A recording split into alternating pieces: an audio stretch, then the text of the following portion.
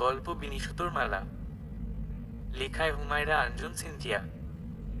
টিট টিট টিট টিট। প্রত্যহ সকালে অ্যালার্মের আওয়াজে ঘুম ভেঙে গেল নরিনের। অ্যালার্ম বন্ধ করে এক লহমায় উঠে বসে পড়ল। অজানা এক কারণে অ্যালার্ম আজ একবার বেজে উঠতেই উঠে পড়ল। নিদ্রোদিত শরীরটা ঝিমিয়ে আসছে।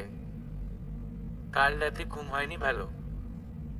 গত কমাস যাবৎ নিদ্রা গুটিকা সেবন বন্ধ করায় আজও ঠিকমতো ঘুমাতে পারে না ও। নেহাতি মা কড়া নিষেধাজ্ঞা জারি করেছে, নতুবা শান্তিমত নিদ্রার জন্য গুটিকতক বড়ি তো অনায়াসেই খেয়ে নিত। ঘড়িতে এখন সকাল 4:30। ওয়াশরুম থেকে ফ্রেশ হয়ে সালাত আদায় করে নিল নরিন। এরপর কি মনে করে সোনালি বদনে চাদর জড়িয়ে ছাদে চলে গেল।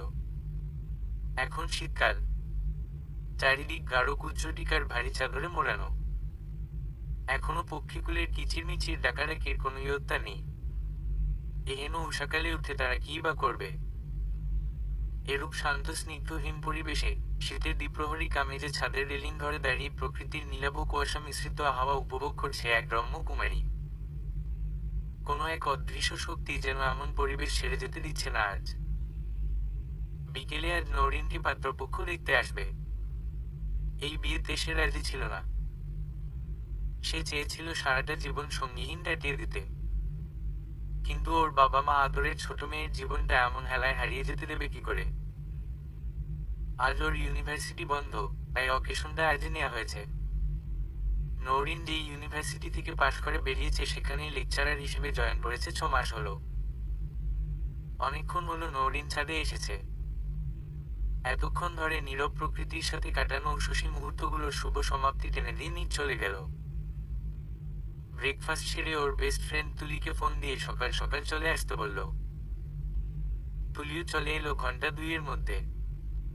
সে আজ ভীষণ খুশি, তার প্রিয় বান্ধবীর বিয়ে ঠিক হয়ে যাবে আজ। এরপর শাদি শুরু করে ঘর সংসারে মনোনিবেশ করবে।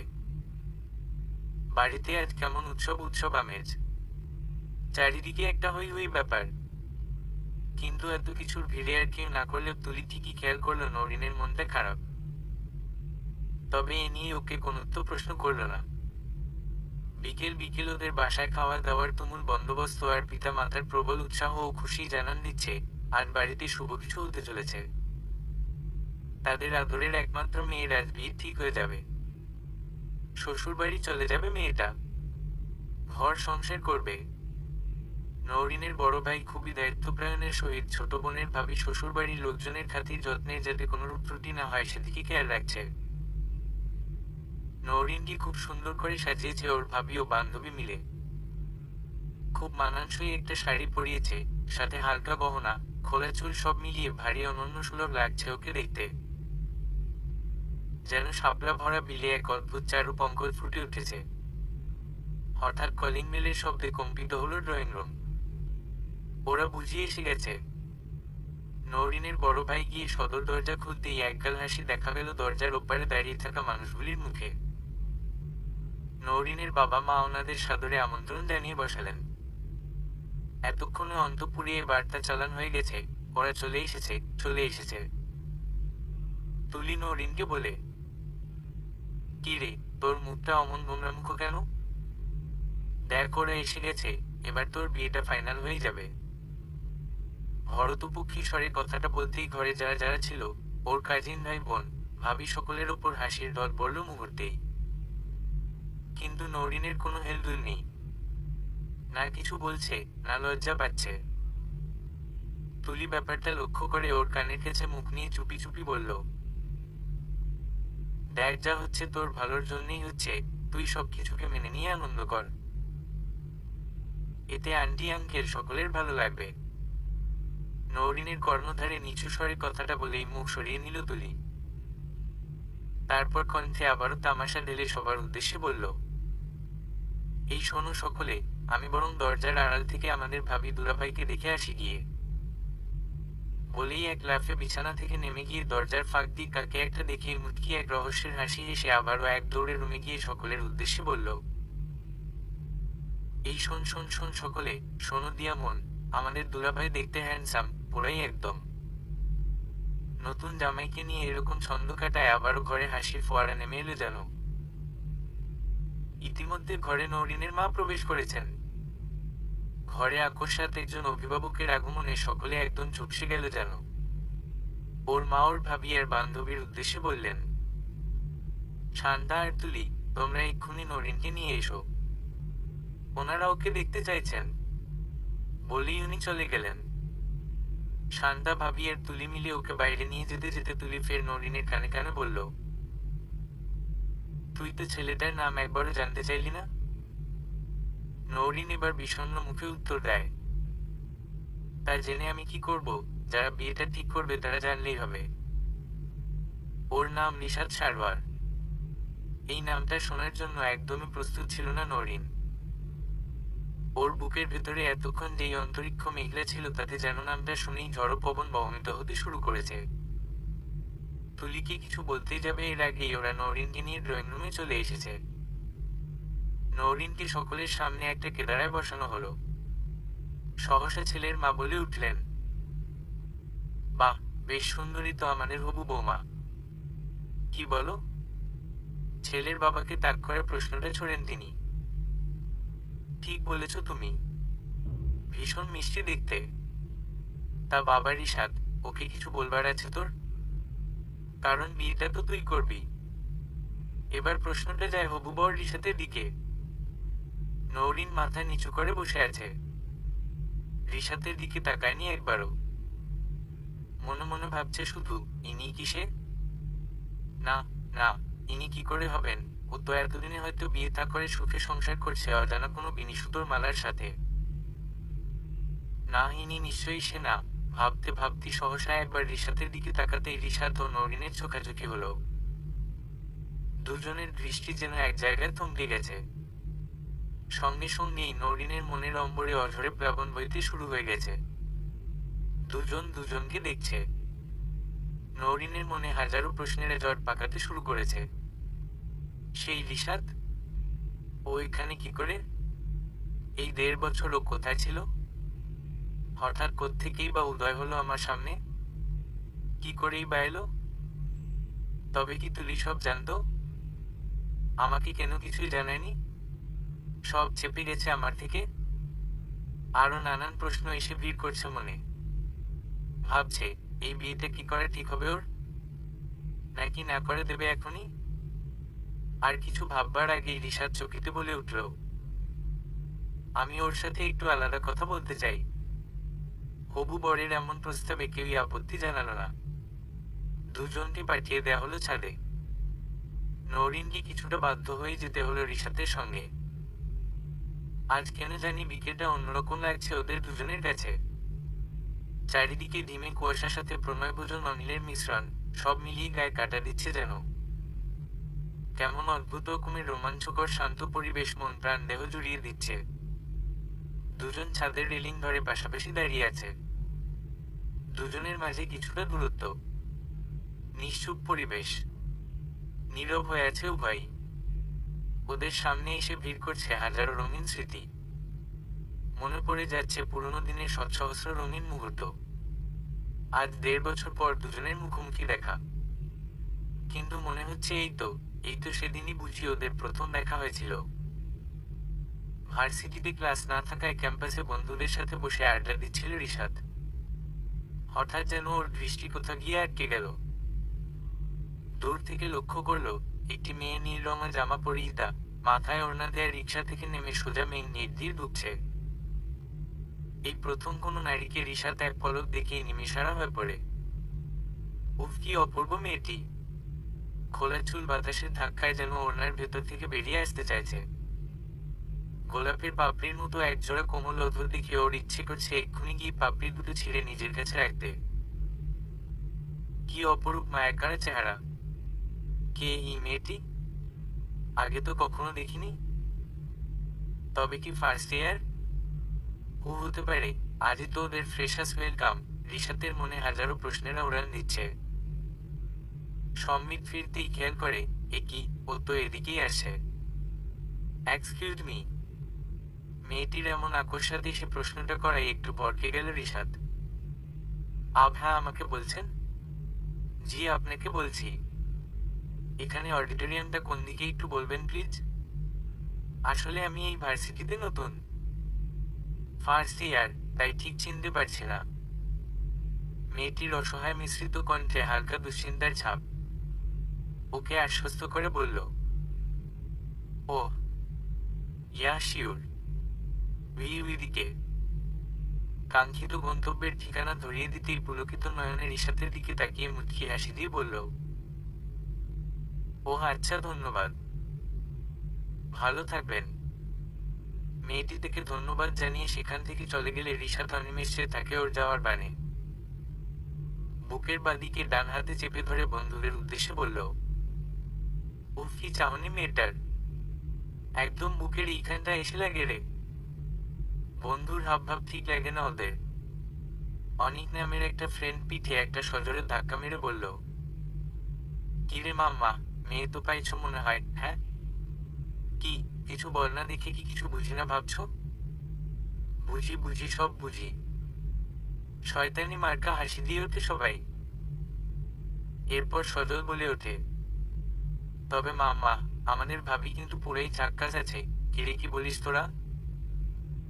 সকলে সম্মতি জানালে রিশাদ খানিকটা ইতস্তত করে বলল, হ্যাঁ তো, কি যে বলিস না তোরা।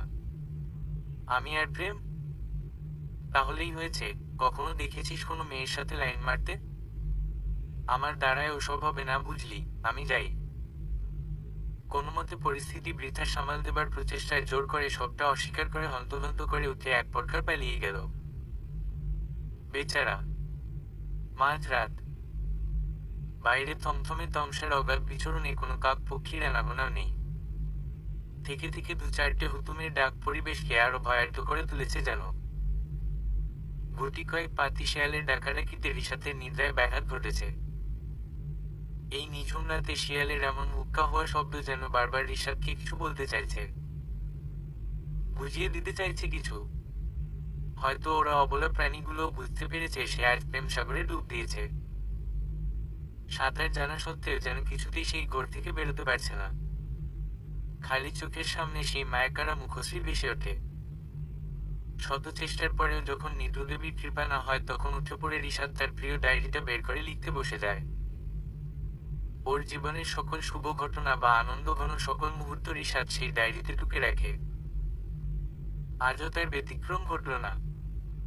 মনের সকল পরিতোষ ফেলে দিয়ে সকল কিছু উজাড় করে সে লেখে। দেখতে দেখতে কেটে যায় একটি মাস। এর মাঝে রিশাদ প্রায় নিত্যদিনই লুকিয়ে লুকিয়ে মেয়েটাকে দেখেছে। ও কোথায় যায়, কি করে, কার সাথে মেশে, কোন কোন সিনিয়রদের কাছ থেকে নোটস নেয়, ক্লাস শেষে রাস্তায় কোনো সমস্যা হয় কিনা, ভার্সিটিতে আসতে কোনো সমস্যা হয় কিনা, সবকিছুর কার্যভার মেয়েটির অজ্ঞাতসারে নিজের কন্ধরে তুলে নেয় রিশাদ। খোঁজ নিয়ে জেনেছে মেয়েটির নাম নৌরিন, অত্যাধিক মেধাবী। ভার্সিটির অ্যাডমিশন টেস্টে ফার্স্ট হয়েছে। প্রায় সব টিচারই ঈদ পূর্বে ওর সহিত চেনা জানা হয়ে গেছে। 14ই ফেব্রুয়ারি প্রতি বর্ষে ভ্যালেন্টাইন্স ডে উপলক্ষে ওদের ভার্সিটিতে ছোট করে ফাংশন হয়। ছেলে মেয়েরাই মূলত এটার আয়োজন করে থাকে। রিশাদ ভেবেছে সেদিনই নৌরিনকে ওর মনের কথাটা জানিয়ে দেবে। ভালোবাসার প্রেয়সীকে নিজের মনকুঞ্জে বসাতে চাওয়ার জন্য অনুমতি চাইবার এর থেকে শুভ দিন আর হতেই পারে না। খুব ভোরবেলায় রিশাদ হল থেকে বের হয়ে দূরে একটা জায়গার উদ্দেশ্যে বাইক নিয়ে বেরিয়ে পড়ল। উদ্দেশ্য ফুলের জন্য ফুল কেনা। গাছ ছেড়া তাজা ফুল দিতে চায় নৌরিন নামক মিষ্টি ফুলকে। কিনে নিল এক থোকা বিশুদ্ধ লাল গোলাপ। সঙ্গে সঙ্গে চলে গেল ভার্সিটিতে। উত্তেজনায় বা পাশের হৃদযন্ত্রটা দামামা বাজাতে শুরু করেছে। এসবের চক্করে এতটাই সম্মোহিত ছিল যে সময় জ্ঞান কখন লোপ পেয়েছে নিজের জানে না। মেইন গেট দিয়ে ঢুকতে ঢুকতে চকিতে আশপাশ দেখে চটকা ভাঙল ওর। কিছু একটা চিন্তা করে চট করে হাত ঘড়িটার দিকে দৃষ্টিপাত করতে দেখে সেটা নেই। অত্যধিক উদ্বেগের কারণে হাত ঘড়িটায় পড়তে ভুলে গেছে রিশাদ। তারপরে এক ঝটকায় পকেট থেকে মুঠোফোনটা বের করে দেখে সকাল 7:50। চোখ মুখ কুঁচকে নিজের উপর নিজেই রাগ দেখাতে থাকে।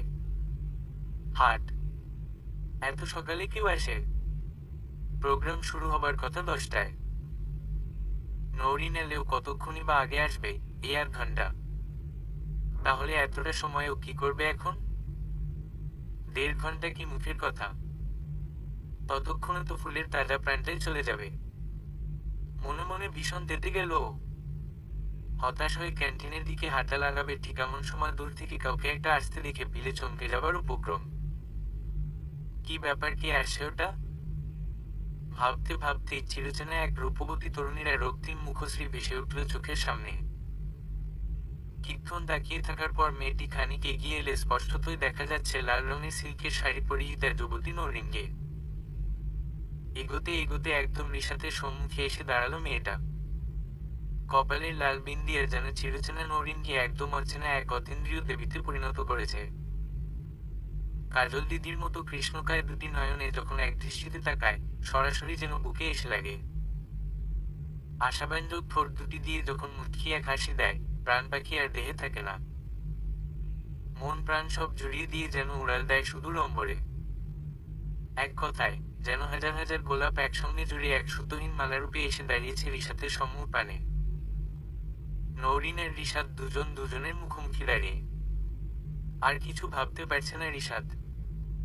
নৌরিন কিছু বলবার আগেই ওর সামনে হাঁটু মুড়ে বসে গেল। মুঠো ভরা লাল গোলাপ ওর সামনে এগিয়ে ধরে বলল, ভালোবাসি, ভালোবাসি তোমায় বিনিসুতোর মালা। তুমি যে সত্যিই আমার বিনিসুতোর মালা। তোমাকে দেখলেই আমার চোখের সামনে অজস্র ফুলের শোভা দেখতে পাই। যেন হাজারো ফুলের সুতো ছাড়া মালা তুমি আমার।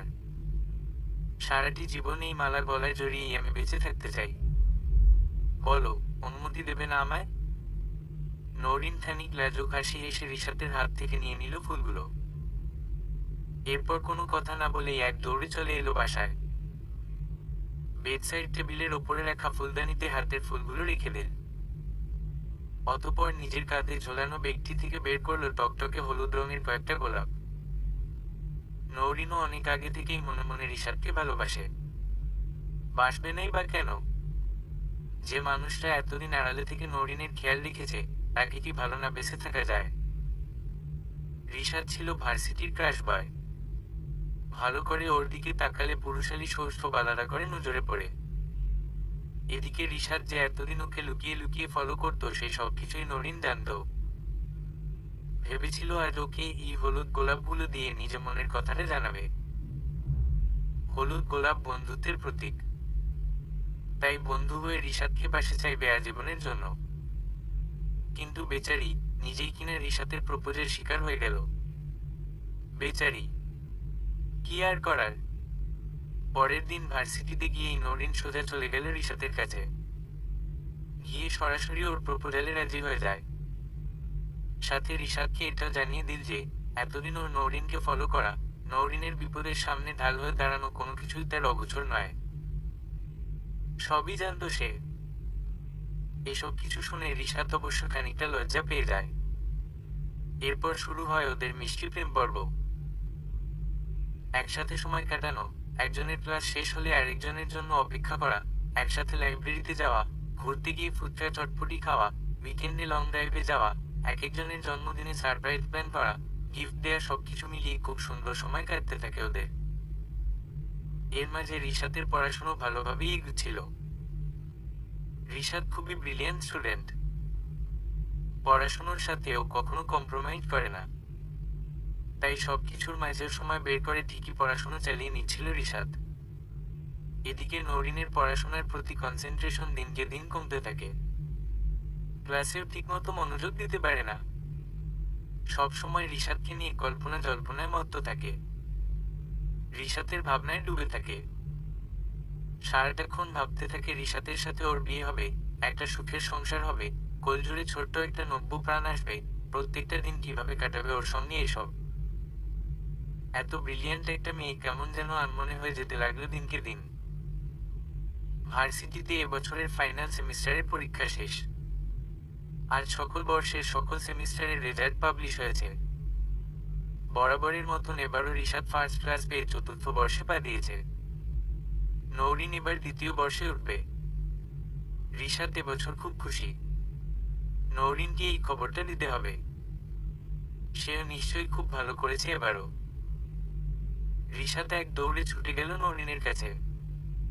গিয়ে নিজের রেজাল্টটা জানিয়ে নরিনের খবর জানতে চাইল। নরিন কোনরূপ দ্বিধা ছাড়াই বলে দিল ওটা।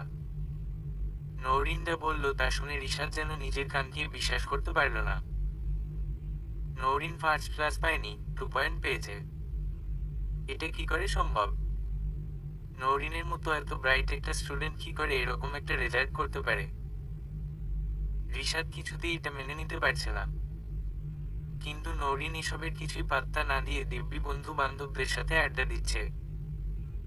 আবার রিশাদের সাথে বিকেলে ঘুরতে যাবে সেটা জানিয়ে দিল। রিশাদ হলে ফিরেই ধপ করে বিছানায় শুয়ে পড়ল। মাথার ভেতর দপদপ করছে ওর। ভীষণ ব্যথা করছে হঠাৎ। রিশাদ খুবই ধ্বংসাবৃত হয়ে পড়েছে যেন। নিজের ভগ্ন হৃদয় নিয়ে কিছুতেই এটা মেনে নিতে পারছে না। নরিনের এত খারাপ রেজাল্ট করা, তারপরে এতে ওর কোনো অনুশোচনাবোধ কাজ না করা কোনো হিসেবেই মেলাতে পারছে না রিশাদ। তবে কি নরিন ওর স্বপ্নটা ভুলে গেছে? ও যে ইউনিভার্সিটি লেকচারার হতে চাইতো সেই স্বপ্ন? সেই স্বপ্নের কি হলো?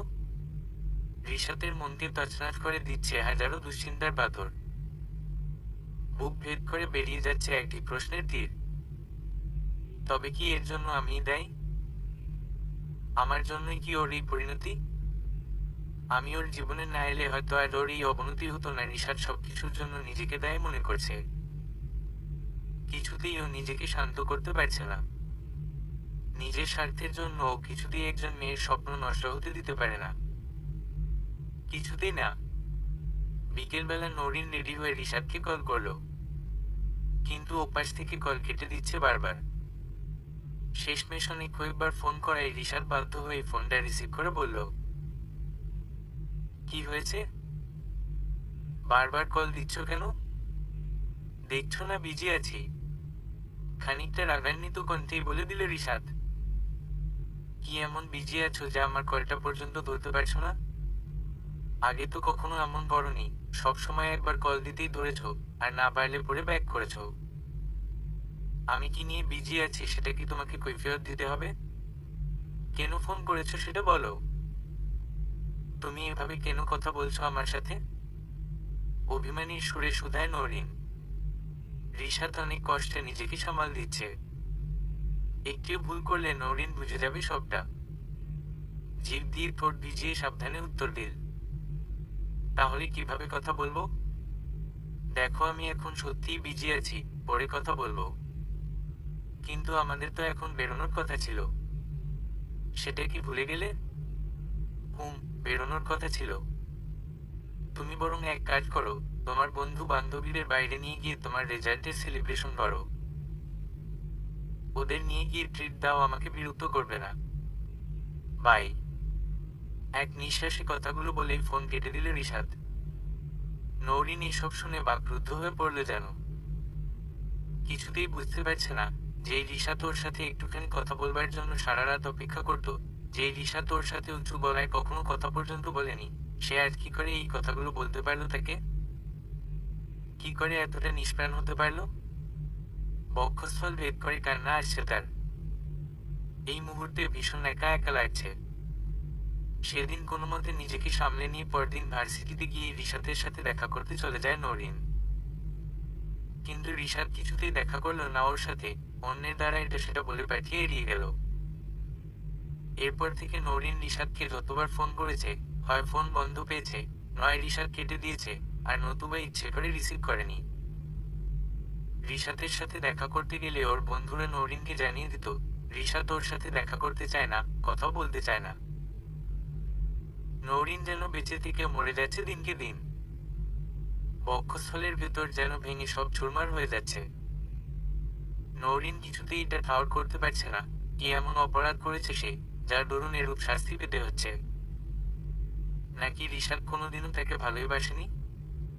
তাহলে কি সবটাই ওর নাটক ছিল? অভিনয় করেছে এতদিন? কিন্তু কেন? এতে কি ফায়দা হলো ওর? কেন এভাবে ঠকালো তাকে? ওর ভালোবাসায় তো কোনো কমতি ছিল না। সকল চিন্তা এক এক করে দুশ্চিন্তা আর হতাশায় নিমজ্জিত হয়ে জেগে বসে ওর মনে। সবকিছু ভাবতে ভাবতে পাগল হচ্ছে যাচ্ছে একদম। প্রতি রাতে পেচার দলের সাথে সখ্যতা করেই হোক আর রিশাদের কারণেই হোক, কোনোভাবেই নিদ্রাকে ছুঁতে পারছে না নরিন। একটি রজনীও ঘুমিয়ে পার করতে পারছে না। কেমন বলির পাঠার মতো ছটফট ছটফট করে শুধু। আগে রোজ রাতে রিশাদ ওকে গুড নাইট বলে ঘুমাত, কিন্তু এখন এখন তো আর কেউ তা বলার নেই। ও মেসেজ দিলে রিপ্লাই দেওয়ার কেউ নেই, ফোন করলে তা ধরারও কেউ নেই। নরিন যেন ঘুমোরে ঘুমোরে মরছে দিনকে দিন। ভার্সিটিতে ঠিকঠাক যাচ্ছে না, বেশিরভাগ দিনই অ্যাবসেন্ট থাকছে।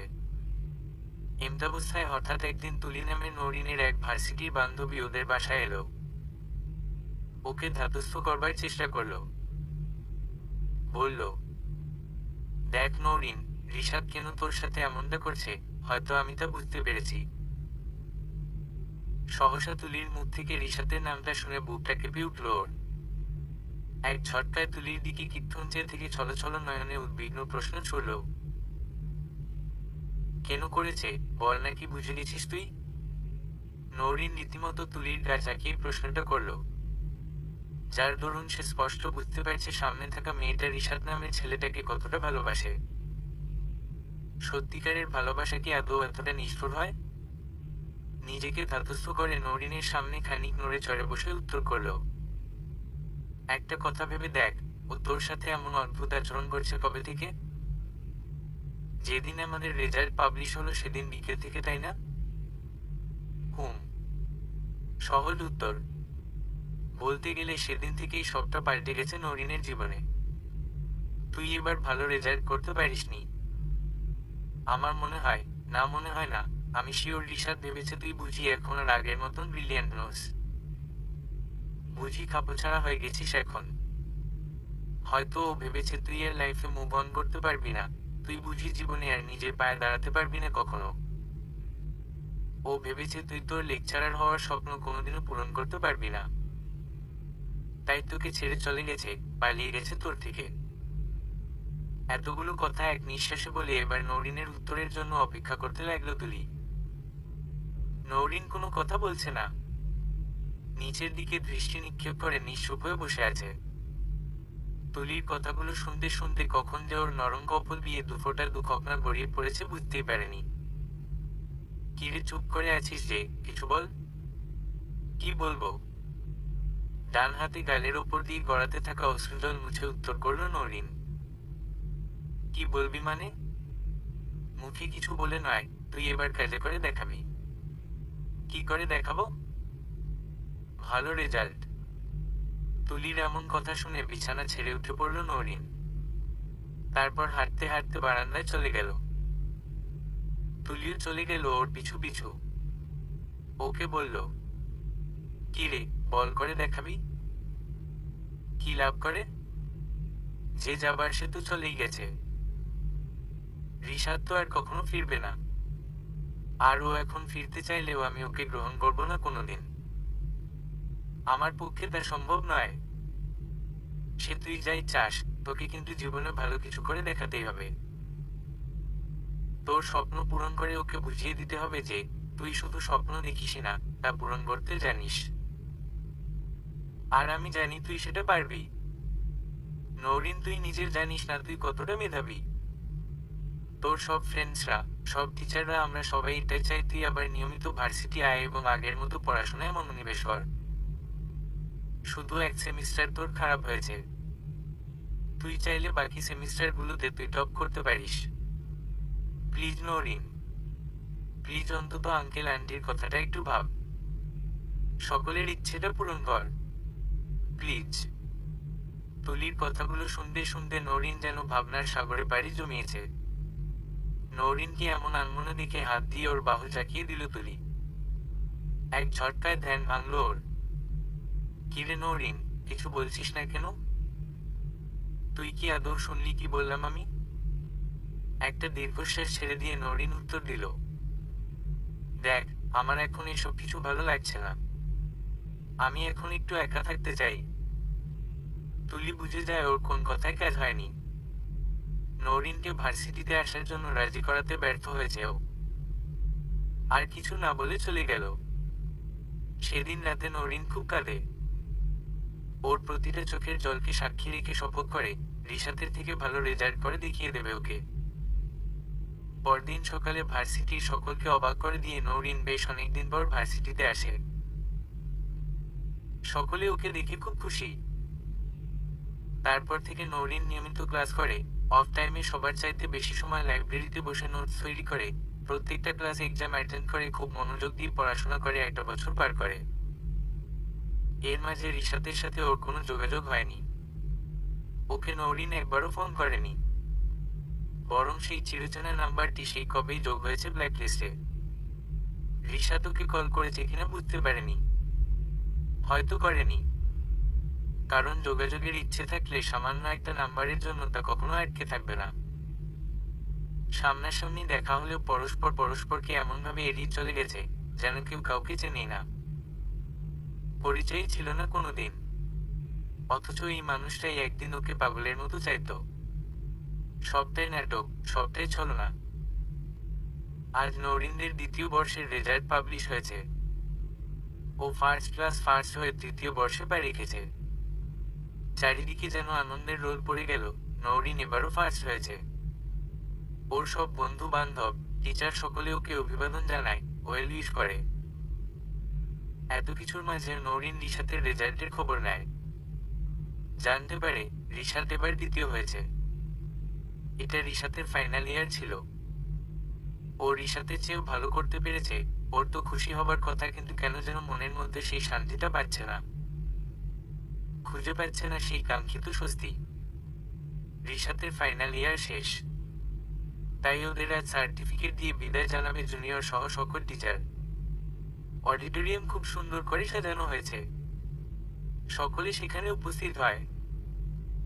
যারা প্রথম, দ্বিতীয়, তৃতীয় হয়েছে তাদের মঞ্চে ফুলের তোড়া দিয়ে সংবর্ধনা জানানো হবে। কিছুক্ষণ পর অ্যানাউন্সমেন্ট করা হলো, এবারে আমাদের 3 জন কৃতী শিক্ষার্থীদের ফুলের তোড়া দিয়ে অভিবাদন জানাবে আমাদের ভার্সিটির 3 বর্ষের 3 জন জুনিয়র শিক্ষার্থী। অ্যানাউন্সমেন্ট অনুযায়ী যে দ্বিতীয় হয়েছে তাকে এবারের তৃতীয় বর্ষের শিক্ষার্থী ফুলের তোড়া দেবে। জুনিয়র 3 জনকে খানিক আগেই ডেকে নেওয়া হলো মঞ্চে। নৌরিন সহ বাকি 2 জন হাতে কাঁচা ফুলের তৈরি তোড়াগুলো নিয়ে দাঁড়িয়ে আছে মঞ্চের এক পাশে। অন্য পাশ দিয়ে অ্যানাউন্সমেন্ট অনুযায়ী মঞ্চে একে একে উঠে এলো রিশাত সহ বাকি 2 সিনিয়র ভাই। রিশাত গিয়ে দাঁড়ালো নৌরিনের সামনে। ফুলের তোড়া দেওয়ার সময় নৌরিন ফিসফিসিয়ে রিশাতকে বলল, কংগ্রাচুলেশনস। রিশাতের ঠোঁটের কোণে মুচকি হাসি দেখা গেল, যা অবলোকন করতে পারল না নৌরিন নামক অবুঝ বালিকা। দেখতে দেখতে কেটে গেল 2টি বছর। নৌরিনের 4th সেমিস্টারের ফাইনাল পরীক্ষা শেষ। রেজাল্টও দিয়েছে আজ। নৌরিন এবছর ইউনিভার্সিটি টপার হয়েছে। রেজাল্টটা পেয়ে এক সুখকর অনুভূতিতে ছেয়ে গেছে নৌরিনের সমস্ত বপু জুড়ে। চোখে জল চলে এসেছে রীতিমতো। এবার ওর স্বপ্নটা পূরণ হবে। গত বছরও ফার্স্ট ক্লাস ফার্স্ট হয়েছিল। এবার প্রত্যেকটা ডিপার্টমেন্টের মধ্যে হাইস্ট নম্বর পেয়েছে নৌরিন। সমস্ত শিক্ষক শিক্ষিকাগণ ওর প্রশংসায় পঞ্চমুখ। কংগ্রেস জানাচ্ছে ওকে। ইতিমধ্যে এই ভার্সিটি থেকে 3টি ডিপার্টমেন্টের 3টি বিভাগে লেকচারার হিসেবে জয়েন করবার জন্য নৌরিনের কাছে ইনভাইটেশন লেটার এসেছে। কিন্তু ও ঠিক করে এই ভার্সিটিতে আর থাকবে না। যেই ভার্সিটি ওকে এত কাঁদিয়েছে, এত কষ্ট দিয়েছে, সেই ভার্সিটিতে আর থাকতে চায় না কিছুতেই। কিন্তু শিক্ষক শিক্ষিকাগণ এমনকি ভিসি স্যার নিজে নৌরিনকে এখানে জয়েন করবার জন্য অনুরোধ করেছেন বিধায় শেষমেশ আর কিছু বলতে পারেনি ও। থেকে যেতে হয়েছে এই স্মৃতি বিজড়িত ভার্সিটিতেই। সেই থেকে আজ 6 মাস হলো এখানে ছাত্রছাত্রীদের পড়াচ্ছে। যা ওর সারা জীবনের স্বপ্ন ছিল, অবশেষে তা পূরণ হলো। বেশ অনেকক্ষণ হলো ওরা ছাদে এসেছে। এতক্ষণ ওদের সম্মুখে হাতছানি দিচ্ছিল পুরনো সব স্মৃতি। ছুঁয়ে দিচ্ছিল অন্তরের অন্তঃস্থলে জমে থাকা ধুলোবালি জমা অনুভূতিদের। দুজনই মঙ্গলম্বন করেছিল প্রায় 10 মিনিট যাবৎ। দুজনই ভাবছে হয়তো অপর পক্ষ এই মঙ্গলম্বনের অবসান ঘটাবে, কিন্তু কারো মুখ থেকেই কিছুমাত্র আওয়াজ বেরোচ্ছে না। দুজনেরই দৃষ্টি সামনে অম্বরের পানে। পরন্ত বিকেলে নবস্থল যেন হলুদাভ লাল বর্ণের চাদর মুড়িয়ে ওদের পরিবেশটাকে আরো স্তব্ধ করে দিয়েছে। এতক্ষণের নীরবতা হঠাৎ করেই ভেঙে গেল রিশাতের কাটা ছন্দে। কতদিন পরে দেখিনু তোমায়। পারোনি এড়াতে দৃষ্টি আমার। গেছো কি ভুলে তুমি আমায়? আমি আছি এখনো আগেরই তোমার। বেশ অনেকক্ষণ ধরেই রিশাদ নওরিনকে উদ্দেশ্য করে সাইরিটা বলবে ভাবছিল, কিন্তু ঠিক কি কারণে যেন তা বলতে এতটা সময় লেগে গেল। আকস্মাৎ রিশাতের মুখে সাইরি শুনে খানিক চমকিত ও বিস্মিত হলো নওরিন। তবুও সামনে থাকা লালাভ গগনের পানে থেকে এক চুলও সরেনি ওর দৃষ্টি। মনে মনে হয়তো সাইরিটার মানে বের করবার চেষ্টা চালাচ্ছে। কেন করলে তুমি আমার সাথে এমন? বেশ খানিক লগ্ন যাবার পর রিশাতের দিকে তাকিয়ে হঠাৎ প্রশ্ন ছুড়ল নওরিন। তবে সহসা নওরিনের এমন প্রশ্নে একটু চমকায়নি রিশাদ। যেন আগে থেকেই জানতো আজ এ প্রশ্নের সম্মুখীন ওকে হতে হবে। নওরিনের প্রশ্নে হালকা দীর্ঘশ্বাস ফেলতে ফেলতে ওর দিকে ঘুরে দাঁড়ালো। ওরা দুজন এখন মুখোমুখি দাঁড়িয়ে। কি করেছি তোমার সাথে? রিশাতের এমন উদ্বেগহীন প্রশ্নে কিঞ্চিৎ রাগ করেই বলে উঠল নওরিন। কি করেছো মানে? বুঝতে পারছো না কি করেছো, নাকি বুঝতে চাইছো না কোনটা? রিশাদ ওর কথার কোনো জবাব না দিয়ে ফের দৃষ্টি সরিয়ে নিল আকাশপানে। এই আমি। রিশাদ, কি বলছি শুনতে পারছো না? আমার জীবন নিয়ে খেলার অধিকার তোমায় কে দিয়েছে? যখন ইচ্ছে করবে এসে ভালোবাসার নাটক করবে, আবার ইচ্ছে করবে ছেড়ে চলে যাবে। মেয়েরা কি তোমাদের খেলার পুতুল? কি ভাবো তোমরা মেয়েদের? রিশাদ শুধু মনোযোগ দিয়ে শুনছে নওরিনের কথাগুলো। আজ কতগুলো দিন পর নিজের বিনিসুতোর মালার কণ্ঠস্বর শুনছে। আহা কি শ্রুতিমধুর কণ্ঠ! কিন্তু নওরিন কি এটা কিছুতেই বুঝতে দিচ্ছে নাও। ওর দৃষ্টি এখনো সামনের দিকে।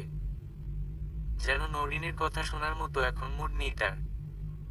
নওরিন আবারও প্রশ্ন ছুড়তে থাকলো। ও হ্যালো, আমি তোমাকে বলছি, যদি কিছু বলারই না থাকে তবে ছাদে নিয়ে এলে কেন আমায়? আর এমন মেয়ে দেখতে আসার নাটকটাই বা কে করতে বলেছিল তোমায় শুনি? ভালো যখন বাসি না তখন এতদিন পর হঠাৎ করে কোথা থেকেই বা উদয় হলে তুমি? কি কথা কানে যাচ্ছে না? কি হলো উত্তর দাও। নওরিনের এত এত প্রশ্ন শেষে রিশাদ আবারও ম্লান নিঃশ্বাস ফেলে নওরিনের দিকে দৃষ্টি ঘোরালো। বলল, তোমার কি মনে হয় তোমার সাথে আমি ওসব নাটক করেছিলাম মাত্র? কিছুই সত্যি ছিল না? এতক্ষণ চুপ থেকে রিশাতের এহেন কথায় কিছুটা তেতে উঠল নওরিন। নাটক ছাড়া আর কি? হুট করে আমার জীবনে এলে, কিছুদিন থাকলে, আবার হুট করেই চলে গেলে এসবকে নাটক ছাড়া আর কি বা বলবো বলে তোমার মনে হয়? ও আচ্ছা, তবে তোমার এটাই মনে হয়। বেশ, তবে এটাই সত্যি। এতদিন আমি নাটকই করেছিলাম বটে। আর সকল কিছু তো এমনি এমনি ঘটে গেল। রিশাতের কণ্ঠে অভিমানীর সুর। এমনি এমনি মানে? কি বলছো কি, কিসের এমনি এমনি? এমনি এমনি নয়তো কি? তোমার কি মনে হয় সেবার তোমার রেজাল্ট খারাপ হওয়ায় তোমার মতো আমিও সেটাকে পাত্তা না দিয়ে উড়িয়ে দিয়েছিলাম? তোমায় সেদিন তোমার খারাপ হওয়ার রেজাল্ট নিয়ে মাথা ব্যথা না থাকতে দেখে আমি অবাক হইনি? বলো, চুপ করে আছো কেন? সহসা রিশাতের মুখে 2.5 বছর আগেকার ঘটনা শুনে কি যেন মনে পড়ে গেল নওরিনের। হ্যাঁ, তাই তো, সেদিন এতটা খারাপ রেজাল্ট করার পরেও এতটুকু আফসোস হয়নি আমার। আমি তো শুধু রিশাতের সাথে সময় কাটানোর কথাই ভাবছিলাম, হঠাৎ করেই পুরনো কথা আওড়াতেই খানিকটা মন খারাপ হয়ে গেল ওর। রিশাদ বলতে লাগলো, তোমার রেজাল্ট শুনতে ছুটে গিয়েছিলাম সেদিন। কিন্তু পরে যা দেখলাম তাতে কি আমি স্বাভাবিক ছিলাম? তুমি তোমার রেজাল্ট নিয়ে বিন্দুমাত্র অনুতপ্ত ছিলে না, তোমার মধ্যে কোনরূপ খারাপ লাগা কাজ করছিল না দেখে আমি মারাত্মকভাবে ভেঙে পড়েছিলাম। হ্যাঁ, তোমায় আমি ভালোবাসিনি কোনোদিন। সেই কারণেই তোমার অবনতিতে তোমার থেকেও আমার কষ্ট হচ্ছিল বেশি। আমার সেই মুহূর্তে মনে হচ্ছিল তোমার এই পরিণতির জন্য শুধুমাত্র আমিই দায়ী। আমি তোমার জীবনে এসেছিলাম বলেই হয়তো তুমি তোমার পড়াশোনায় মনোযোগ দিতে পারনি। তাই শুধুমাত্র তোমার কথা ভেবেই আমি নীরবে তোমার থেকে নিজেকে সরিয়ে নিয়েছিলাম। কি কি বলছো এসব? রিশাতের এমন কোনো জবাবের জন্য বিন্দুমাত্র প্রস্তুত ছিল না নওরিন।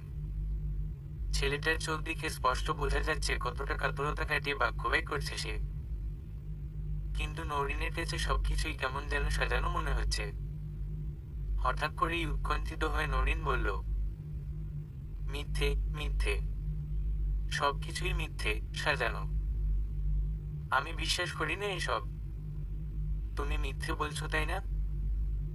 এবার খানিকটা গলার শব্দ করে ব্যথাতুর কণ্ঠ ভেঙে কণ্ঠ কিছুটা কঠিন করে রিশাদ আবার বলতে শুরু করলো, ও, তবে তোমার তাই মনে হয় আমি সবকিছু মিথ্যে বলছি? আচ্ছা, আমাকে একটা কথা বলতো নরিন, তোমার মনের অনুভূতিটা সত্যি করে বলবে আমায়, একদম সত্যি করে। তুমি যখন আমার বিচ্ছেদের যন্ত্রণা থেকে ভার্সিটি যাওয়া বন্ধ করে দিয়েছিলে তখন তুলি তোমাদের বাসায় এমনি এমনি এসেছিল তোমাকে বোঝাতে? একটু ভেবে উত্তর দেবে।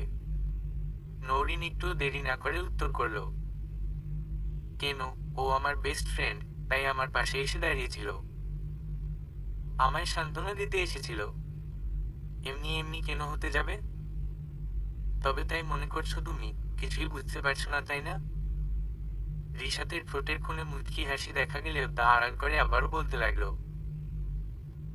তুলি তোমার বেস্ট ফ্রেন্ড বলে তোমার বাসায় সেদিন নিয়েছিল? সেই ফ্রেন্ড যে কিনা আগে তোমার সাথে তেমন খুব একটা কথা বলতো না, সে হঠাৎ করেই তোমার বেস্ট ফ্রেন্ড হয়ে গেল? নৌরিন এবার সহসা নীরব হয়ে গেল, যেন অতীত থেকে কিছু একটা হাতড়ে বেড়াচ্ছে। স্মৃতির ভান্ডার হতে কিছু একটা খুঁজে পেয়ে মনে মনে ভাবছে, সত্যি তো, তুলি এর আগে আমার সাথে তেমন একটা ক্লোজ ছিল না, বরং তারপর থেকেই ওর সাথে আমার মেলামেশা বেড়েছিল। বেস্ট ফ্রেন্ডের জায়গাটা এর পরেই নিয়েছিল ও। সব থেকে বড় কথা, ও তো আমার বাসা চিনত না, আগে তো কখনো আসেনি, তবে কি করে আর কেনই বা হঠাৎ একজন ক্লোজ বান্ধবীর মতো বোঝাতে এলো আমায়? তবে কি? নৌরিনের অন্যমনস্কতা ভেঙে দিয়ে রিশাদ বলল, তোমার কি মনে হয় মিস নৌরিন আহমেদ রোজ তোমার ভার্সিটি যাওয়ার সময় নির্দিষ্ট এক দুটি রিক্সা কি এমনি এমনি কাকতালীয় ভাবেই তোমার বাসার সামনে দাঁড়িয়ে থাকতো? কোনোদিনও কি তোমার মনে হয়নি ঠিক কোন কারণে রোজ রোজ দুটি পরিচিত রিক্সা তোমার বাসার সামনে দাঁড়িয়ে থাকবে? এবার খানিকটা ঘাবড়ে গেল নৌরিন, কি বলবে ভেবে পাচ্ছে না। এই ব্যাপারটা ও আগেও চিন্তা করেছে। সেই রিক্সাওয়ালা দুটোকে জিজ্ঞেসও করেছে কয়েকবার, কেনই বা তারা রোজ রোজ ওর বাড়ির সামনে ঠিক সময়ে এসে দাঁড়িয়ে থাকেন, কিন্তু কখনো কোনো জোরালো উত্তর পায়নি। দুজনের কেউই সঠিক উত্তর দেয়নি। আমতা আমতা করে কাটিয়ে দিত কথা। পরে অবশ্য এই ব্যাপারটা এর মাথা ঘামায়নিও। কি, ঘাবড়ে গেলে? ঘাবড়াবার মতনই তো ব্যাপার। তুমি হয়তো ভাবছো, যেই আমি তোমায় ছেড়ে চলে গিয়েছি অনেকদিন আগে, সে কি করে তোমার বাড়ির সামনে দাঁড়িয়ে থাকা রিক্সাওয়ালার খবর জানলাম, তাই না?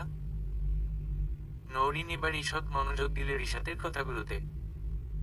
নিজের বাকরুদ্ধ সত্তা থেকে বের হয়ে সামনে দাঁড়িয়ে থাকা পুরুষটিকে জিজ্ঞেস করলো, তার মানে কি বলতে চাইছো কি তুমি? তুমি যা ভাবছো ঠিক তাই বলতে চাচ্ছি আমি, মিস নৌরিন। আমি সেদিনই মনে মনে ঠিক করে ফেলেছিলাম, আমার জন্য তোমার জীবনের একমাত্র স্বপ্নটা আমি কিছুতেই ভেঙে যেতে দেব না। তার জন্য যা করতে হয় আমি করব। আর এটা করতে তোমার আমার বিচ্ছেদের যে খুব প্রয়োজন ছিল প্রিয়, তাই আমি তোমার থেকে নিজেকে সরিয়ে নিয়েছিলাম কিছুদিনের জন্য। কিছুদিনের জন্য মানে? রিশাতের ক্ষিপ্রগতিতে বলে যাওয়া কথাগুলো মনোযোগ সহকারে কর্ণপাত করছিল নৌরিন। কিন্তু এই কিছুদিনের জন্য কথাটা শুনেই মনের মধ্যকার অভিমানী চেতনা পুনরায় জেগে উঠল যেন মুহূর্তেই। দাঁতে দাঁত চেপে প্রশ্ন করে বসল। নৌরিনের এমন রাগের কারণ রিশা তো স্পষ্ট বুঝতে পারছে। সময় না নিয়ে পরক্ষণেই উত্তর করল, কিছুদিনের জন্য। কারণ আমি চাইলেও যে কখনো আমার বিনিসুতোর মালার থেকে দূরে সরে যেতে পারবো না। তাই অনেক কষ্টে নিজেকে বুঝিয়ে তোমার থেকে দূরে সরে এসেছিলাম শুধুমাত্র তোমার ভালোর জন্য। কারণ আমি ভেবেছিলাম আমার বিচ্ছেদে তুমি আবারও তোমার পড়াশোনায় ফোকাস করতে পারবে। কিন্তু ঘটলো অন্য ঘটনা। দেখলাম আমার এমন দূরে সরে আসায়, এমন খারাপ ব্যবহারে তুমি পাগল প্রায় ভার্সিটি আসা বন্ধ করে দিলে তখন সেটা আমি কিছুতেই সহ্য করতে পারিনি। আমি বুঝে গেছিলাম ঘটনা অন্যদিকে মোড় নিতে শুরু করেছে। আমার পরিকল্পনা হিতে বিপরীত হয়ে যাচ্ছে। যে আমি তোমার থেকে শুধুমাত্র তোমার ভালোর জন্য তোমাকে পড়াশোনায় আবারও কামব্যাক করাতে এত বড় একটা স্টেপ নিলাম, সে আমি কি করে তোমার এত বড় ক্ষতি চোখের সামনে হতে দেখবো বলো? তখন আমি সিদ্ধান্ত পরিবর্তন করার কথা ভাবলাম। চিন্তা করে দেখলাম কাউকে দিয়ে আমার ব্যাপারে তোমার মাঝে নেগেটিভ ইম্প্যাক্ট ফেলাতে হবে। তোমাকে এটা বোঝাতে হবে যে আমি তোমায় ঠকিয়েছি। তাহলে হয়তো তুমি আমার থেকে বদলা নিতেই হোক আর আমাকে দেখিয়ে দিতেই হোক পড়াশোনায় কামব্যাক করবে। তখন আমার হঠাৎ করেই তোমার ক্লাসমেট তুলির কথা মনে পড়ে। ও আমার এক ফ্রেন্ডের কাজিন হয়। মেয়েটাকে আমি অনেক আগে থেকেই চিনতাম। ভালো মনের মেয়ে সে। তার উপর আবার ভার্সিটিতে তেমন কোনো বন্ধু মহলের সঙ্গে যুক্ত নয়। এমন একজনকেই খুঁজছিলাম আমি যে কিনা সবসময় তোমার পাশে থাকবে, তোমাকে সাপোর্ট করবে। ব্যাস ওকে ডেকে এনে শুরু থেকে বললাম সব, বুঝিয়ে দিলাম সবকিছু। মেয়েটাও আমার এক কথায় রাজি হয়েছিল তোমার পাশে দাঁড়াতে। সেও নাকি চাচ্ছিল তুমি যেন আবারও ভার্সিটিতে ফেরো। আমি বুঝতে পারলাম আমার মতো তোমার শুভাকাঙ্ক্ষীর অভাব নেই। কারণটা তুমি নিজেই। তোমার মতো এত ভালো একজন মেয়ের এরূপ হঠাৎ দুর্দশাকেই বা মেনে নিতে পারে। তাই ওকে নিয়ে পরদিনই চলে আসি তোমাদের বাসায়। ওকে উপরে পাঠিয়ে দিয়ে আমি বাসার নিচে দাঁড়িয়েছিলাম, শুধুমাত্র এক কথা শুনবার জন্য, তুমি কাল থেকে আবারও ভার্সিটি যাবে, আবারও পড়াশোনা শুরু করবে। কিছুক্ষণ পর হুট করেই দেখলাম তুমি বারান্দায় এলে। তাড়াতাড়ি নিজেকে আড়াল করে তাকিয়ে থাকলাম তোমার মলিন মুখশ্রীর পানে। এর কিছুক্ষণ পর তুলি বেরিয়ে এলো তোমার বাসা থেকে। বলল তোমাকে রাজি করাতে ব্যর্থ হয়েছে। এক বুক হতাশা নিয়ে সেদিন ফিরেছিলাম আমি জানো। কিন্তু পরদিনই দেখলাম তুমি ভার্সিটিতে এসেছো। বিশ্বাস কর নৌরিন, আকাশে চাঁদ হাতে পেয়েছিলাম আমি সেদিন। রিশাদ কিছুটা থেমে গেল। ও খেয়াল করলো ওর মুখ থেকে চরম সত্যগুলো শুনতে শুনতে কখন যে নৌরিনের নরম কপাল বেয়ে দুফোঁটা উষ্ণ অশ্রু গড়িয়ে পড়েছে, নিজেই খেয়াল করেনি। খানিকক্ষণ রিশাদ তার সামনে দাঁড়িয়ে থাকা অপরূপার ডাগর কালো চোখ দুটিতে তাকিয়ে প্রেম খুঁজে বেড়ালো। কিন্তু সহসা কিছু বুঝে ওঠার আগেই রিশাদকে একটা চড় মেরে বসলো নৌরিন। রিশাদের ফর্সা গালে যেন কেউ গোলাপ ফুল ছুঁড়ে মেরেছে। রিশাদ একটুও রাগ না করে মুচকি এক প্রেমিক হাসি হেসে গালে হাত দিয়ে নৌরিনের দিকে তাকালো। কণ্ঠে মাদকতা মিশিয়ে বলল, যাক, এতদিন পরে অবশেষে আমার বিনি সুতোর মালার নরম হাতের ছোঁয়া পেলাম। এতেই যে আমার সুখ। নৌরিন এবার হুড়মুড় করে রিশাদের দিকে ডান হাতের তর্জনী আঙ্গুল উঠিয়ে বলল, ইউ রাসহেল কোথাকার। একবারও ভাবলে না, আমার জীবন জুড়ে যাকে আমি জায়গা দিয়েছি, সে চলে গেলে আমার কি হবে?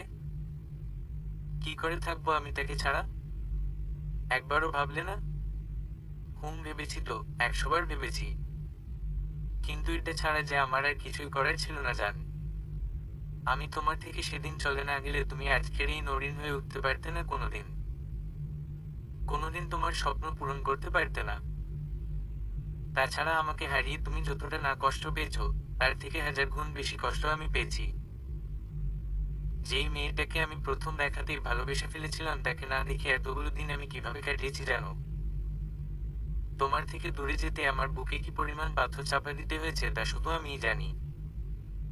তবুও শুধুমাত্র তোমার স্বপ্নটাকে পূরণ করবার জন্যই আমি শত কষ্টের মাঝে দূরে থেকে এই নাটকটা করেছি এতদিন। রিশাদ এবার কিছুটা শ্বাস ফেলে চোখের কোণে জমে থাকা পানিটা মুছে আবারও বলতে লাগলো, তুমি যখন আমায় ফোন দিতে, অনেক কষ্টে আমি তোমার ফোন কেটে দিতাম। বিশ্বাস করো, আমার ভেতরটা তুমড়ে মুচড়ে যেত। বুকের ভেতরটা ভেঙে চুরমার হয়ে যেত শুধুমাত্র তোমার সাথে কথা বলতে না পারার যন্ত্রণায়। তোমার মেসেজের রিপ্লাই দেওয়ার জন্য আমার হৃদয় অধীর হয়ে থাকতো, আঙুলগুলি মানতে চাইতো না কোনো বাধা, কিন্তু পারতাম না। তুমি দেখা করতে এলে আমার ইচ্ছে করতো এক দৌড়ে গিয়ে তোমায় জড়িয়ে ধরতে, নিজের বুকের ভেতর ঢুকিয়ে ফেলতে। তোমায় জড়িয়ে রেখে একটা দীর্ঘশ্বাস নিয়ে তোমায় বলতে, ভালোবাসি প্রিয়তমা, ভীষণ ভালোবাসি। কিন্তু তোমার সামনে যেতে পারবো না বলেই বন্ধুদের দিয়ে তোমায় ফিরিয়ে দিতাম। অনেক কষ্ট হতো এগুলো করতে জানো। কিন্তু শুধুমাত্র তোমার ভালোর জন্যই আমি বাধ্য হয়েছিলাম প্রিয়। নৌরিন এখনো অনিমেষ তাকিয়ে আছে রিশাতের অশ্রুসজল চোখে তাকিয়ে থাকা ব্যথিত মুক্তির পানে। রিশাতের কণ্ঠ মলিন হয়ে আসে। তবে অপেক্ষার শেষ প্রহরে সুখের সন্ধান পায় নৌরিনের নির্নিমেষ চাহনির পানে চেয়ে। বুকের ভেতরটায় অজানা শান্তি অনুভূত হলো। শরীর হালকা শিহরণ দিয়ে উঠল। চারিদিকে মৃদুমন্দ বায়ুর অগাধ চলাচল কমেছে কিছুটা। সন্ধ্যার আধার নামবে নামবে করছে। তারপর আমার ফাইনাল ইয়ার চলে এলো। আমি পাশ করে বেরোতেই একটা ভালো জব পেয়ে গেলাম। একটা প্রজেক্টের কাজে চলে গেলাম বিদেশে। আমার কাজের ব্যস্ততা বেড়ে গেল। কিন্তু তারপরেও আমি সারাক্ষণ তোমার কথাই ভাবতাম। খালি মনে হতো তুমি কি করছো, কেমন আছো, কোনো বিপদ হলো না তো। সবসময় এইসব চিন্তা করতাম। হাজার ক্রোশ মাইল দূরে থেকেও আমি আড়াল থেকে তোমার পাশে থেকেছি, তোমার বিপদে ঢাল হয়ে দাঁড়িয়েছি। দুটি রিক্সাওয়ালা মামাকে আমি তোমার বাসার ঠিকানা দিয়ে বলেছিলাম রোজ যেন পালাক্রমে তারা যথাসময়ে তোমার বাসার নিচে দাঁড়িয়ে থাকে, যাতে ভার্সিটি যেতে তোমার কোনো রকম সমস্যা না হয়। রাস্তায় কখনো কেউ তোমায় উত্ত্যক্ত করার চেষ্টা করলে পরদিন থেকে তারা আর তোমার ধারের কাছেও আসার সাহস পেত না। আমার দলবল দিয়ে সদা সর্বদা তোমার খেয়াল রেখেছি, পাহারা দিয়েছি তোমায়। সবাই মোটামুটি জেনে গিয়েছিল এই তুমিটা শুধুই আমার ব্যক্তিগত, শুধুই আমার বিনি সুতোর মালা, আর কারো নও।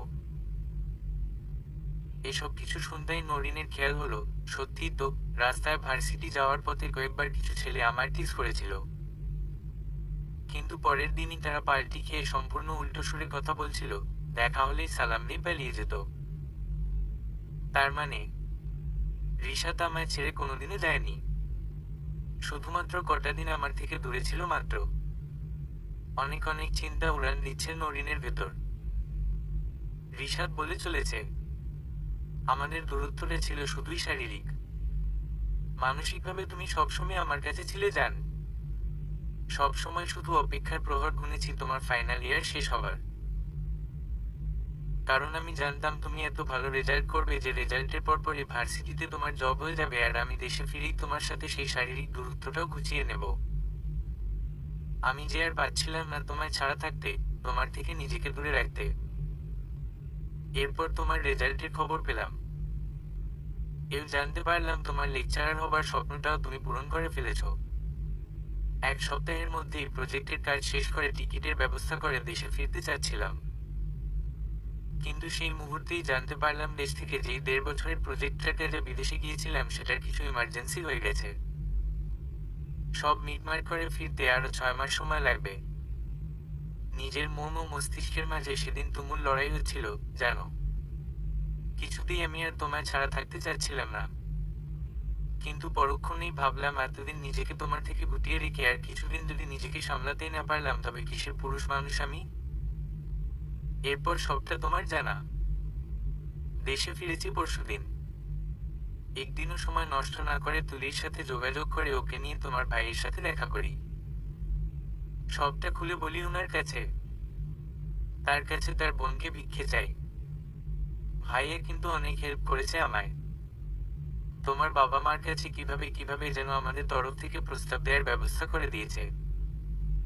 আমার মা বাবাকে আমি সবটা আগেই বলে রেখেছিলাম।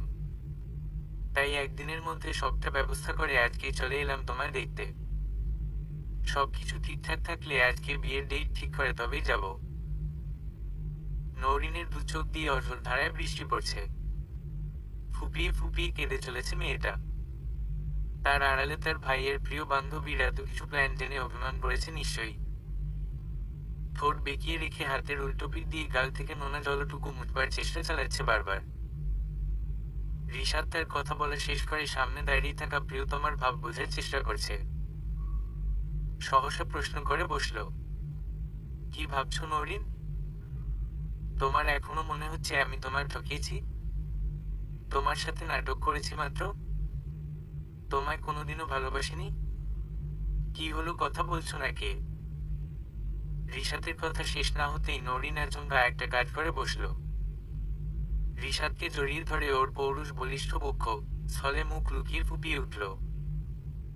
তড়িৎ ঘটনায় রিশাদ খানিক চকিত হলেও আর কিছু বলবার চেষ্টা না করে ওকে ওর প্রশস্ত বুকে জায়গা দিল। সুখকর আলিঙ্গনে একে অপরকে শক্ত করে ধরে থাকল। এভাবেই নীরবে কেটে গেল কিছুক্ষণ। নৌরিন রিশাদকে জড়িয়ে ধরে কাঁদছে। এতদিন পর মনে হচ্ছে সে একটা নিরাপদ আশ্রয় খুঁজে পেয়েছে যা সে এতদিন ধরে খুঁজছিল। রিশাতের গোলাপি অধরের কোণে সেই মুচকি হাসি। এতদিন পর ও নৌরিনকে ছুঁতে পেরেছে। কি যে আনন্দ হচ্ছে ওর সেটা বলে বোঝাবার ঊর্ধ্বে। নওরিন ওকে জড়িয়ে ধরেই বলছে, rascal, you are really are rascal. কথা দাও আর ছেড়ে যাবে না আমায়, কথা দাও। কখনো না, মৃত্যুর আগ পর্যন্ত তোমার পাশেই থাকবো, কথা দিলাম। ওদের এই মিষ্টি কথোপকথন শেষে সূর্য তার আলো ছড়ানো শেষ করেছে, কিন্তু পশ্চিম গগনে সূর্যের কিছুটা অংশ থেকে তথাপি আলো এসে আছড়ে পড়ছে দুটি মানবীর গায়ে। উহুম উহুম। তৃতীয় কোনো ব্যক্তির সতর্কতামূলক গলার শব্দে ভেঙে গেল ওদের রোমান্টিক পরিবেশ।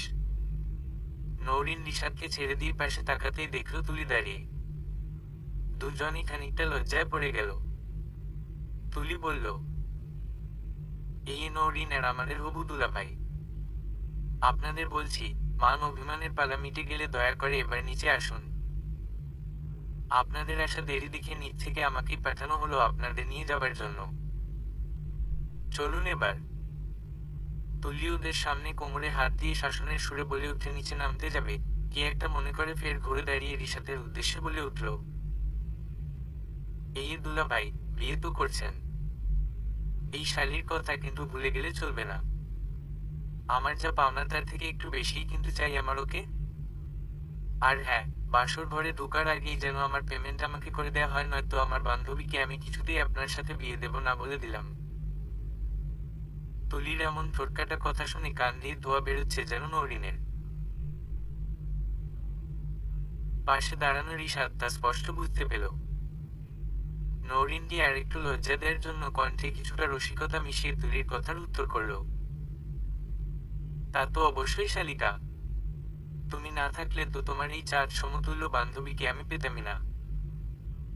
এমন চাঁদের সাথে বাসর কি আর এত সহজে করা যায় গো শালিকা? দেব দেব, যা চাও তার থেকে অনেক বেশি দিয়ে, তবে এই চাঁদকে নিয়ে বাসর ঘরে ঢুকবো, তুমি চিন্তা করো না। তুলি মুখ টিপে হাসতে শুরু করে দিয়েছে। এদিকে দুজনের এমন লাগামহীন আলোচনার মুখে পড়ে নওরিন যেন লজ্জায় মাটিতে মিশে যেতে যাচ্ছে। ইস, লোকটার কি লাজ লজ্জা বলে কিছুই নেই? এসব কথা এভাবে কেউ বলে? নিচে এতক্ষণে সবাই বিয়ের ব্যাপারেই আলোচনা করছিলেন। দু পরিবারই বিয়েতে রাজি। এখন শুধু বর কনে সম্মতি জানালেই বিয়ের দিন তারিখ ঠিক করে ফেলবেন। তুলি দুজনকে ছাদ থেকে নিয়ে নেমে এলো। ওরা দুজন হাসি মুখ নিয়ে ড্রয়িং রুমে ঢুকতেই রিশাতের বাবা বলে ওঠেন, কিরে বাবা রিশাদ, এত দেরি হলো যে? বিয়ের ব্যাপারে আমরা এগোবো তো নাকি? হ্যাঁ বাবা, আমরা দুজনেই এ বিয়েতে রাজি।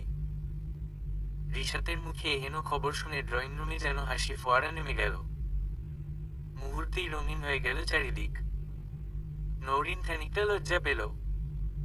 এক দৌড়ে চলে গেল অন্তঃপুরে। রিশাতের বাবা মা ও নওরিনের বড় ভাই আর ভাবি আগে থেকেই জানে ওদের প্রেমের ব্যাপারে। রিশাত সবটাই জানিয়েছে ওনাদের, তাই তারা বিয়ে ঠিক হওয়া নিয়ে কোনো রকম দুশ্চিন্তা করছিলেন না।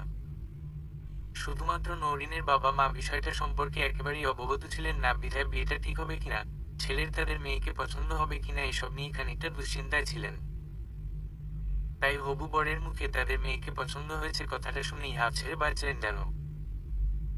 উপস্থিত সকলেই সমস্বরে বলে উঠল আলহামদুলিল্লাহ।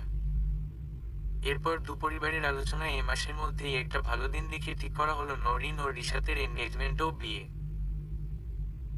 এরপর শুরু হলো বিয়ের তুমুল তোড়জোড়। বেশ জাঁকজমক করেই সম্পন্ন হলো ওদের বিয়ের পর্ব। কনে বিদায় হয়ে গেছে। নওরিনকে রিশাতের বাসায় নিয়ে আসা হয়েছে সন্ধ্যায়।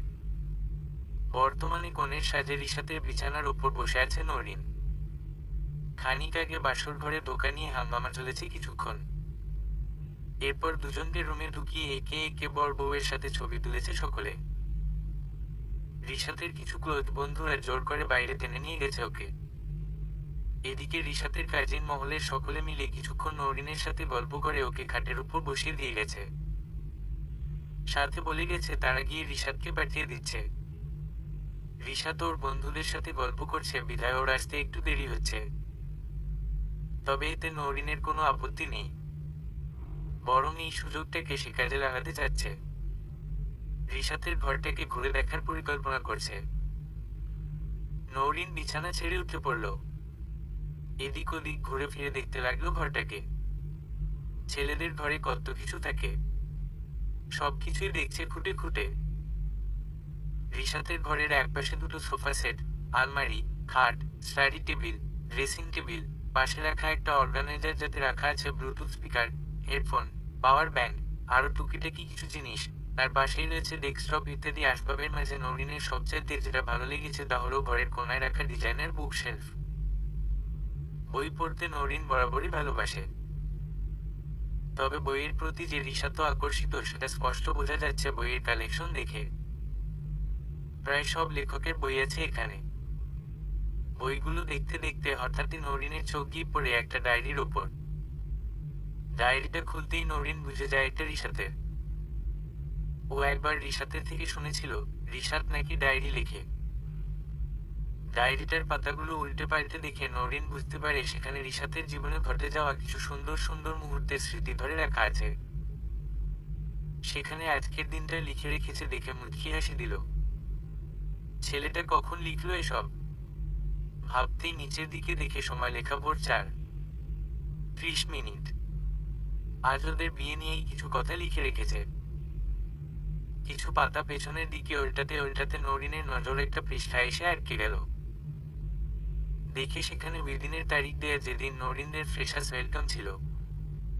নরিন প্রথম যেদিন ভার্সিটিতে গিয়েছিল এবং প্রথম রিশাতের সাথে ওর দেখা হয়েছিল।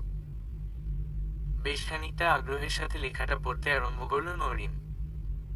সেখানে লেখা, আজ ঘুমোতে গেলাম কিন্তু ঘুম আসছে না, তাই লিখতে বসেছি। সত্যিই আজ আমার ঘুম না আসার একটা কারণ আছে। ছাত্র জীবনের সব থেকে সুন্দরতম দিনটি আজ ঘটে গেল আমার এই গৌণ জীবনে। যেই দিনটার অপেক্ষা আমি এত বছর ধরে করেছি, অবশেষে আমার মনের বাসনা পূরণ হলো আজ। আমি সত্যিই আজ আমার হৃদয় চিত্রের রানীকে খুঁজে পেয়েছি। জীবনে এতগুলো বছর চলে গিয়েছে কোনোদিন আমার এমন অনুভূতি হয়নি।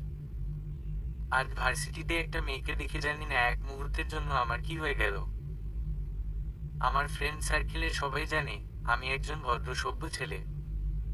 ওসব মেয়েদের আমি পাত্তা টাত্তা দেই না। সত্যি কথা বলতে এর আগে কোনোদিন কোনো মেয়েকে দেখে আমার এরূপ অনুভূতি হয়নি যেমনটা আজ হলো। আমি জানি না ওর নাম কি, কোথায় থাকে, কি পরিচয়, কিন্তু আমি এটা বুঝে গেছি যে ওই মেয়েটি আমার সেই কল্পনায় আঁকা রানী যাকে আমি এতগুলো বছর ধরে খুঁজছি। আমি জানি বিধাতা হয়তো ইচ্ছে করেই ওকে আমার কাছে পাঠিয়েছেন। এটাই হয়তো আমার ডেস্টিনি ছিল। এইটুকু পড়তেই কারো পায়ের আওয়াজ পেল নরিন। বুঝতে পেল কেউ এদিকেই আসছে। সাথে সাথে ডায়েরিটা রেখে দিয়ে খাটে উঠে বসে পড়ল। নতুন বউয়ের ন্যায় নিজেকে গুটিয়ে নিয়ে বসতেই রিশাদ ঘরে ঢুকলো। এসে পকেট থেকে মোবাইলটা বের করে সেটাকে অফ করে বেডসাইড টেবিলে রেখে দিল। তারপর নরিনের সামনে সামান্য ঝুঁকে বা হাত পেছনে দিয়ে ডান হাত সামনে বাড়িয়ে কবির ভাষায় বলে উঠল, ওগো আমার বিনি সুতোর মালা, এসো, চাঁদের আলোয় তোমার মুখপানে চেয়ে মিটায় নেই আমার নীরব প্রেমের জ্বালা। সহসা রিশাতের মুখে এমন সাইরি শুনে খানিকটা অপ্রস্তুত হলেও পরক্ষণেই সামান্য মুচকি হেসে রিশাতের বাড়িয়ে দেয়া হাতে নিজের ডান হাত তুলে দিল নরিন। এরপর নরিনকে এক লহমায় পায়জাকোলা করে বাহুডোরে তুলে নিয়ে রিশাদ ছাদে চলে গেল চাঁদনি রাতের স্নিগ্ধ আলোয় প্রেমালাপনের আয়োজন করতে। দুজনে ছাদের দোলনায় বসে বসে চাঁদের আলো উপভোগ করছে আর সঙ্গে চলছে রসময় প্রেমের কথামালা। থেকে থেকে নরিনের লাজুক মুখে কাশ্মীরি আপেলের ছাপ পড়ছে। আহা, কি যে ভালো লাগছে রিশাতের। নির্নিমেষ চেয়ে আছে নরিনের মোহময় চেহারার পানে। সদ্য বিবাহিত স্ত্রীর লাজুক চেহারার দিকে তাকিয়ে থাকতে থাকতে হঠাৎ কি যেন হলো ওর। নরিনকে ফের কোলে তুলে নিল রিশাদ। নরিন চকিতে একবার তাকালো সেও স্বামীর একই পানে। সেখানে নেশারও দুটি জলজল নক্ষত্র চক্ষুতারায় থেকে কিছু একটা বলছে ওকে। রিশাতের চোখে ভালোবাসার পরও স্পষ্ট দেখতে পেল ও। রিশাতের দুষ্টু ইশারা বুঝতে পেরে ওর নির্মল বুকে মুখ লুকালো। রিশাদ তার প্রণয়িনী চোখে মুখে লাজের ছোঁয়া দেখে ওকে কোলে নিয়ে চলে গেল সুখনিদ্রার উদ্দেশ্যে। আজ থেকে লেখা হবে ওদের প্রেমের নতুন এক অধ্যায়, যেখানে না থাকবে শারীরিক দূরত্ব আর না থাকবে মানসিক। যেতে যেতে রিশাতের তেজস্বী কণ্ঠে ধ্বনিত হলো, বিনি সুতোয় রাখিব তোমায়। মনেরও মালায় গেথে তোমারই পরশে রইব আমি, মাতাল হওয়ায় মেতে। সমাপ্ত।